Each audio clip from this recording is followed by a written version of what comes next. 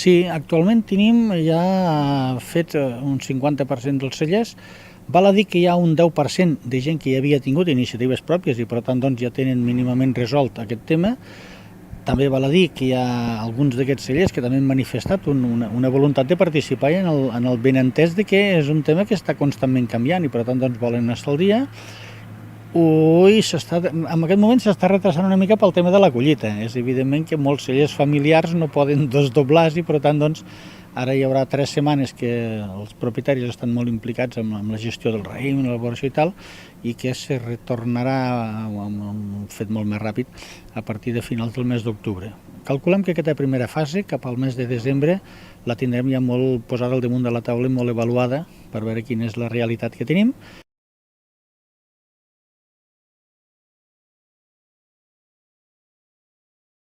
Val a dir que fàcil no serà, perquè les necessitats puntuals d'un celler són temporals també.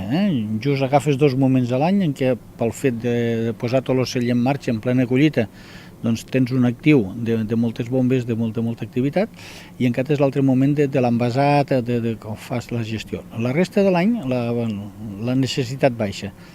Per això caldrà fer un estudi acurat celler per celler per veure quina és la realitat d'aquell i quina solució més idònia pot tindre. L'estudi serà una mica més complex, però això no vol dir que no es puguin anar fent estudis individualitzats i que a partir de que en tinguis un d'acabat no cal esperar que la resta també el tingui per tu ja anar prenent les teves decisions. Per tant, una de les coses que pretenem també que tregui l'estudi és avaluar la voluntat i les ganes de participació i com més actiu sigui el propietari, molt més ràpida seria la seva implicació. Val?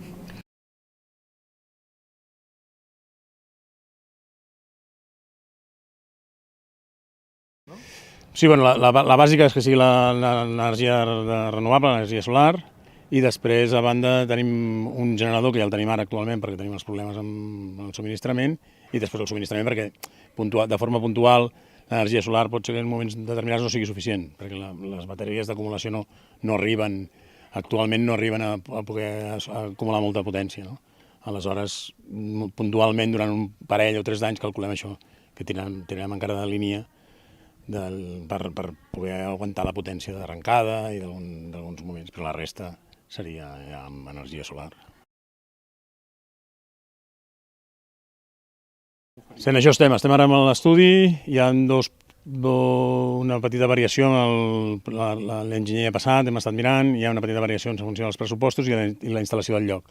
Una mica la idea és, a més d'instal·lar-ho només al celler, fer-ho de forma que el poble també en tingui un benefici. No? Llavors, potser la idea seria fer-ho en alguna zona que no siguin tant les taulades del celler com un altre lloc.